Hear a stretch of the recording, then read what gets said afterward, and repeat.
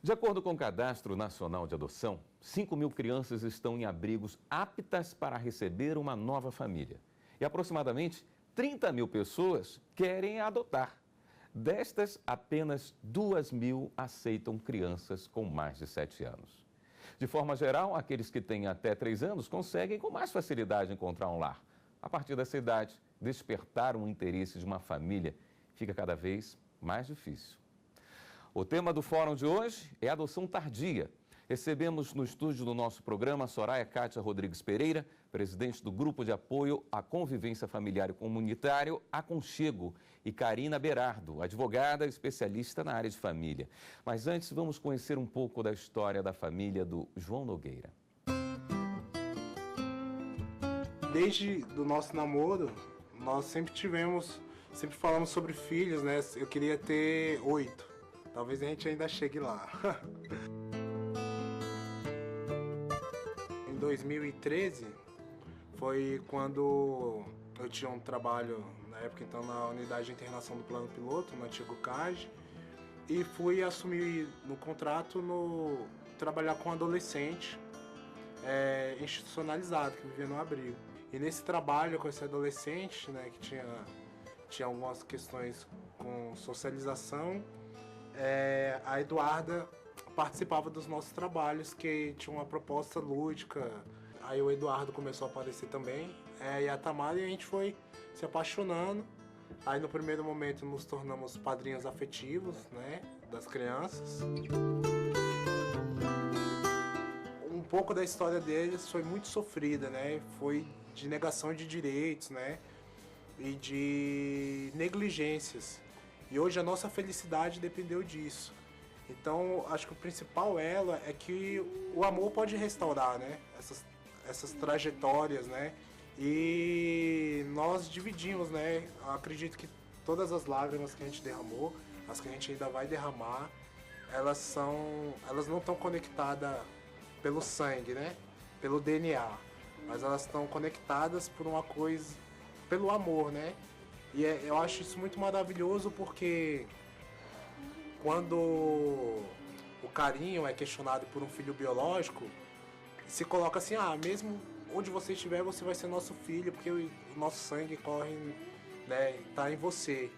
E eu sei que onde elas estiverem, depois que crescerem, mesmo depois que a gente morrer, tá marcado, né, marca na nossa trajetória, porque o amor nos uniu, né, e nenhuma barreira, assim, mesmo que o sangue, que o biológico vá, que o DNA se desintegre, tá marcada a história, né, tá unido, né, isso aí não tem como questionar.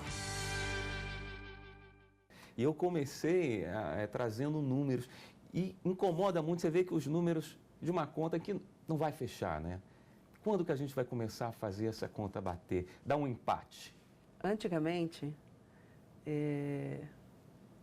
a mulher tinha o filho, não tinha condições de cuidar, deixava no abrigo. Depois ela tinha um segundo filho, não tinha condições de de cuidar, deixava no abrigo.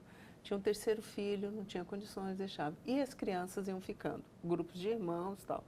Depois que chegou a nova lei, né, começou a exigir que no máximo fique 2 anos. Então, nós nesse momento, nós estamos pegando um resultado ou uma rebarba de um processo lá de trás. Então, o que nós temos hoje? Nós temos muitas crianças, grupo de irmãos, crianças com deficiências, né, que precisam ter um outro olhar, ter um outro cuidado, e crianças muito mais velhas. Então, é um processo de mudança de cultura para que as pessoas possam entender que a adoção tardia pode sim acontecer. É uma adoção que ela é uma adoção, vamos dizer assim, mais delicada, ela é uma adoção que exige mais cuidados, mas ela não é uma adoção impossível, tá? E tem muita gente que fala que esse número não fecha porque os pretendentes querem bebês. Não é bem isso. Eu acho que quando um grupo é um pretendente, ele é muito bem preparado, que hoje é obrigatório, né? Fazer a preparação na hora que você entra na fila para adoção. Sim. Se ele é bem preparado, certo? Ele vai saber o desejo dele. Ele vai saber que ele vai esperar, e ele quer um bebê, ele vai esperar 5 anos, ele vai esperar 5 anos. Né? Isso é o que é importante. Eu não quero adotar, eu vou desistir antes de chegar lá e ter a convivência com uma criança. Tá? Eu fiz o curso e realmente eu quero um bebê. Então, essa pessoa ela tem que estar preparada, ela tem que saber que ela vai esperar e ela vai bancar esse desejo. Tem outros que na hora que fazem o curso, eles pensam, questionam por não saber, né? Que aí eles começam a receber informações, daí eles dizem, não, eu acho que eu posso mudar esse perfil.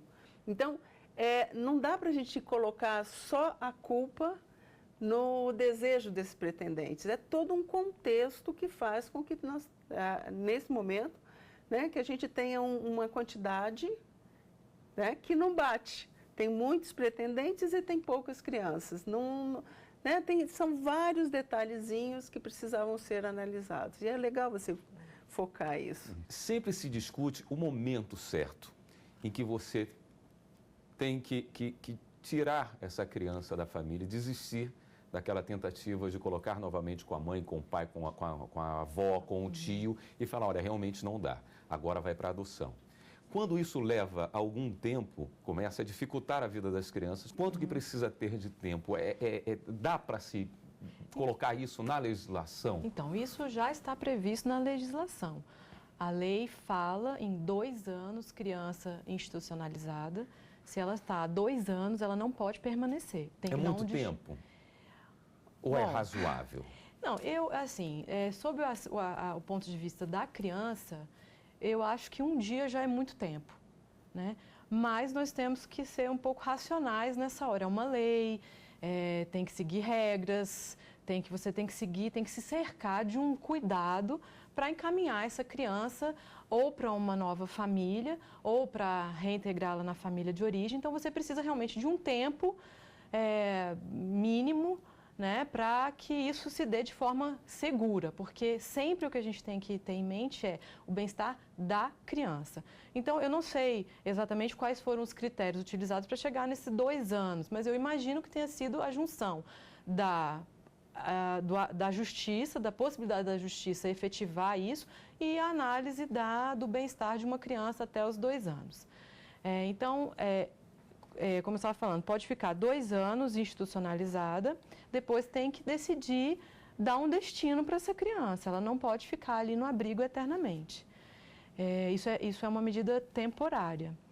E aí, nesses 2 anos, ou você tem certeza, o Poder Judiciário tem certeza absoluta que não tem como ela ser reintegrada à família e encaminha para adoção, ou,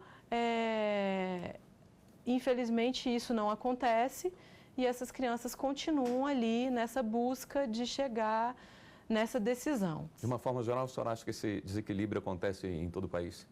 Com certeza, em todo o país. Então, isso reflete que a sociedade não está pronta nem para cumprir o que diz a lei. Então, é bom que tenha, esse prazo é ótimo, é um avanço, mas sem a efetivação a gente fica com esse abismo entre as crianças e as famílias. Quando a gente encontra essas dificuldades, é fácil começar a se pensar das pessoas com alguma resistência para adotar, de pensar em adoção por casais de outros países, por casais homossexuais, que também costuma gerar uma certa polêmica. Eu gostaria de entrar nesse assunto, mas no próximo bloco nós vamos fazer um rápido intervalo.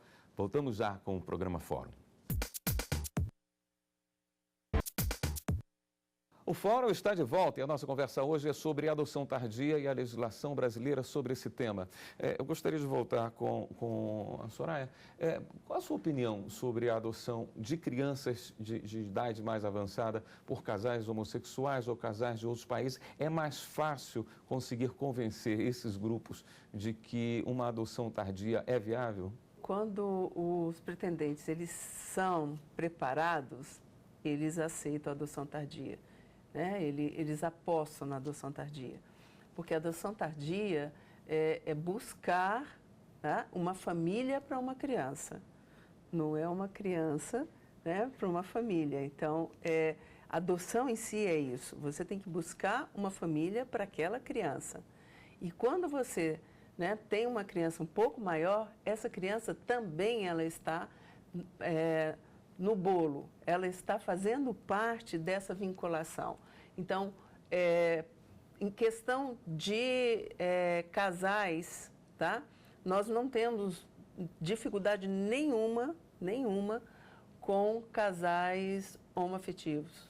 Nós nunca tivemos problema, tá? Então, e eles realmente são mais abertos, eles decidem que eles querem cuidar, eles decidem que eles querem ser pais ou mães, e eles investem muito nisso. Então, nós não temos dificuldade.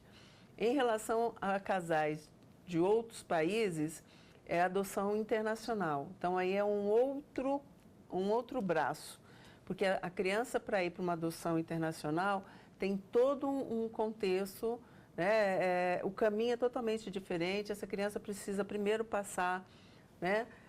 Ver se existe casais que queiram, que tenham o desejo daquele perfil, daquela criança, na região, depois da região, no Brasil, e depois do Brasil, aí sim vai para a adoção internacional. Não é uma parceria, mas são poucos países que assinaram, né, que a gente fala que é o Convenção de Haia.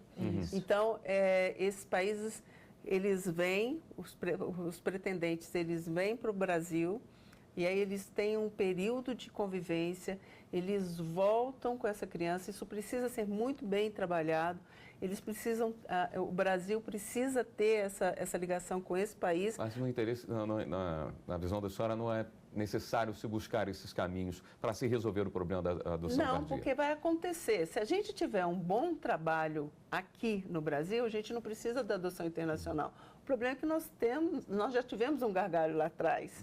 Então, nós temos muitas crianças. Nós temos crianças que, assim, elas não vão ter essa chance de ter essa família aqui. Entendeu? Entendi. A legislação trata de alguma forma diferente as crianças? Então, pegando aqui essa questão da preparação, para você ter uma ideia, a adoção ela foi efetivamente regulamentada agora em 2009. Então, quer dizer, todas as crianças que já estavam abrigadas antes, por exemplo, ficaram presas nesse gargalo. Antes não se tinha um prazo máximo de destituição do poder familiar, não tinha um prazo máximo estabelecido em lei para o abrigamento. Então, isso foi em 2009, é muito recente. Então, antigamente, antes dessa lei, eu acho que até era mais fácil chegar à adoção internacional, porque realmente as crianças iam ficando, não tinha esse controle maior que se propõe a fazer hoje.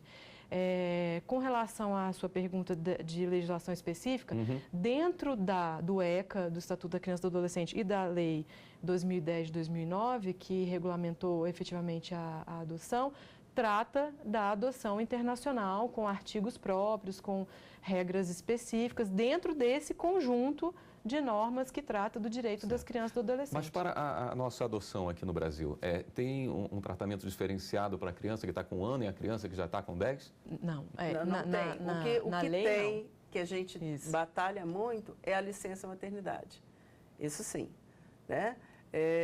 A licença maternidade é um direito. Uma criança, por exemplo, com 10 anos, ela precisa de muita atenção. É uma fase de adaptação, né? É uma fase de adaptação. Mas o judiciário já tem olhado de uma forma diferente, né? Já tem entendido. Sim, tem. Mas, por exemplo, quem adota um menino, né, um adolescente de 15 anos, por exemplo... Não tem previsão legal de licença maternidade para essa criança. 17 anos. Porque pode, né? Porque, de qualquer forma, vai pedir uma fase de adaptação, né? Vai pedir. Conhecimento. Então, isso é importante. Né? A adoção tardia, ela tem que ter esse olhar. Ela tem que ter um olhar que a criança precisa, né, se adaptar. Ela precisa se adaptar a todo um contexto, a todas as regras, costumes, né? Então, isso precisa estar... A gente precisa estar muito atento. Essa criança, ela está entrando num sistema que já está funcionando. Então, a adoção tardia, a criança chega, já está tudo funcionando e ela tem que pegar toda essa dinâmica, né? Tá inserida e tem que se sentir pertencendo a essa família, que é o mais importante. Então, é de suma importância o trabalho do pós-adoção com a adoção tardia, quando é a adoção tardia. E esse trabalho, os grupos de apoio à adoção, eles fazem esse trabalho, eles fazem eles dão esse apoio. Isso é muito importante, porque é aí onde você vai, às vezes, entrar em desespero e você tem um grupo, tem uma rede que te protege, que diz, olha, fica calma, que isso aí é uma adaptação, isso vai passar, porque exige que você tenha um compromisso diário de eu estou querendo essa criança, eu quero me sentir pertencendo ao mundo dessa criança, essa criança vai pertencer ao meu mundo. Então, é um trabalho de construção afetiva. E nesse aspecto, a legislação, ela é omissa, porque ela se preocupa muito mais com o antes, com o durante, do que com o depois. Então, a adoção tardia, considerando que a partir dos 12 anos, por exemplo, o adolescente ele já tem que ser ouvido, dar o consentimento dele para também ser adotado, então a legislação deveria também ter se preocupado com o depois, e aí é que entra a importância do grupo de apoio à adoção. É fundamental, não é importante, é fundamental. A adoção tardia, ela vai dar certo, ela vai acontecer, principalmente se tiver esse apoio, porque o bebezinho só chora, né? Criança e adolescente se manifesta de outras formas e isso pode gerar um impacto negativo, um impacto a princípio que pode parecer que não que é impossível, que não vai haver a vinculação, mas é possível. Existe um preconceito, um medo de que a criança com mais idade já venha com muita história e de uma história ruim. É mais difícil se adotar uma criança com mais de 10 anos de idade por essa questão? Ela é trabalhosa. Se a gente for pensar, William, nós adotamos na nossa vida, a gente vai adotando. A gente adota namorado, marido, a gente adota profissão, a gente adota colegas de trabalho. A gente vem adotando. E as pessoas vêm trazendo essa bagagem. Só que quando é filho, você exige, primeiro, que ele não vai te dar trabalho, que vai ser feliz e que vai ser perfeito. E não tem. Quantos filhos biológicos tá bem e de repente desenvolve uma doença, né? Ou acontece alguma outra coisa e tem um problema na família. Então, é muito difícil um adolescente passar tranquilamente pela adolescência. A aborrecência existe para filho biológico e não biológico. Eu gosto muito do adolescente, porque eu acho que o adolescente ele faz um processo assim, você investe, né? E todo mundo que pensa vai tentar transgredir, né? No bom sentido, vai tentar pular, vai tentar dizer, olha, eu já dou conta disso, olha, né? Eu não quero isso para mim, eu não gosto. Por quê? Porque você é o resultado do teu investimento. Se você amplia e você dá para esse adolescente informações, ele vai processar isso e vai começar a te questionar. Toda criança, então eu adoto aos 12, tá? Demora a sair essa adoção, ele entra aos 14, entra 15 anos, ele vai ter dificuldade, sim. Se ele não se sente pertencendo a essa família, se ele tem algum problema, a família tem o direito de estar devolvendo essa criança, né? Então, isso é um absurdo. É um absurdo você ficar com uma criança, com um adolescente em casa, 2, 3, 4 anos, sem ter uma certidão, sem essa criança se sentir pertencendo. Então, até o próprio fato dessa criança não ser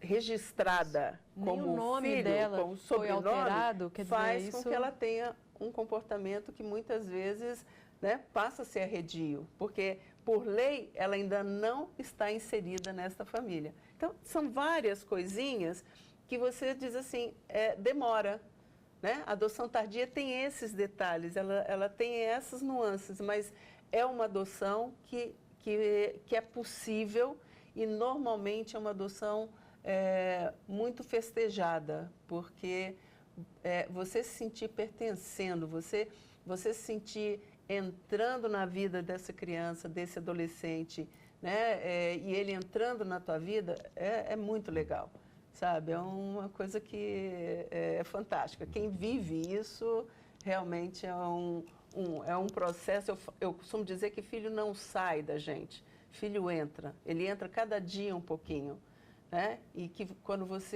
a solução é a adoção. Porque tem muitos pais que têm filhos biológicos e não adotam esse filho.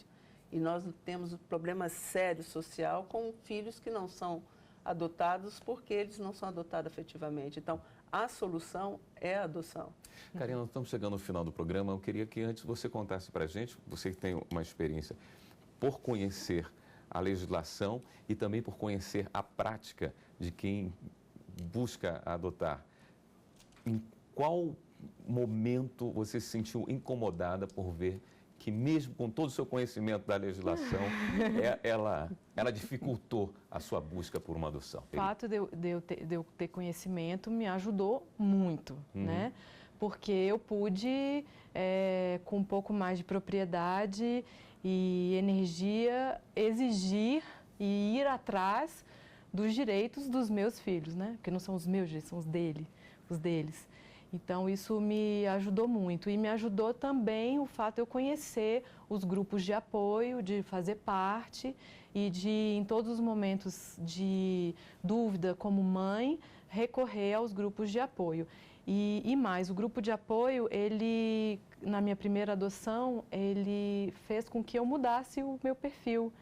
Então, foi como ela falou, uma legislação boa, com o judiciário preparado, e com os casais ou os pretendentes participando de grupos e colhendo informações, botando abaixo qualquer tipo de preconceito, aí sim você vai conseguir modificar e colocar em prática a cultura da adoção. E o fórum de hoje fica por aqui.